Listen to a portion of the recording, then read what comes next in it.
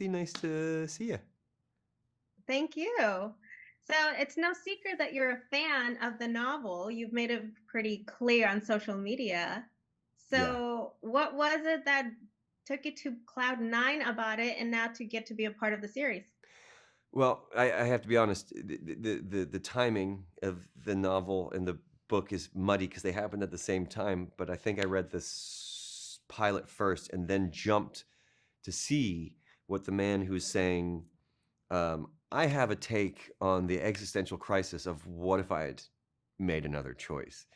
And so the novel is just such a clear, beautiful illustration of exploring this universal human fear or daydream of what if coming, like literally mining it for all that it might hold and coming to the conclusion of things are as they should be. Um, you know, everything does happen for a reason, which is I don't know, it's a phrase that's kind of not given its due weight. I think it's a philosophy that pays dividends in personal happiness and peace.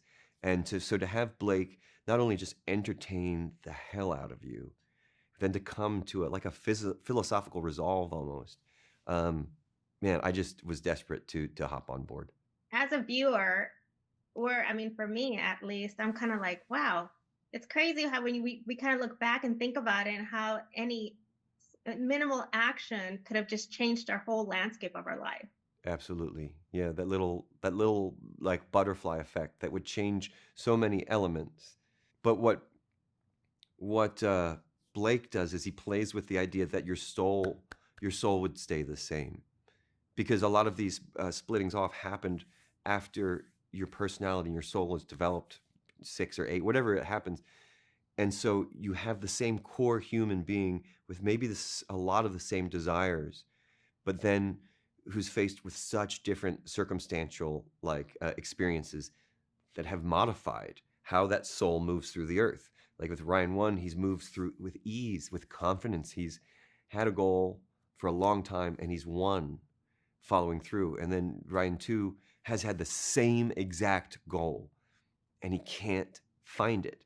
So it's the same trajectory, but I can't. And so there's a bitterness, but it's still the same caregiver person. And then with Ryan 3, who was broken before he even developed that line of this is where I should go, that trajectory, and he's lost. And he's stuck in one place because he doesn't even see where he should be. And but they're three of them are caregivers and good humans, and you get to see what happens to a good soul through these different situations. Now, talk about the scene where your character, you get to experience walking through the five-dimensional probability space. I mean, your character just at wow, just like we had been the entire episodes that had we had already watched. Yeah. Well, yeah, because you've already touched down on the space that I've experiencing. Well, I Hmm. think I think Ryan, I run support for Joel and Jennifer and Elise, who have the burden of telling the body of the story and the mechanics of the story. And Ryan shows up to kind of be the barometer to show you, like, okay, this is what we mean.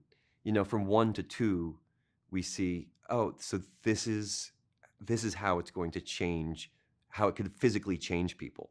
And yeah, so that's Ryan's main purpose, is kind of help the audience understand what they're actually dealing with. So when Ryan walked through the portal, I mean, my reality was like, first of all, the first reveal of this hallway, like, what is that? I needed to feel, because it's not something that I was just experiencing. And me as a person, I'd be like, what does this wall feel like? What the fuck is this? Before you even open the door.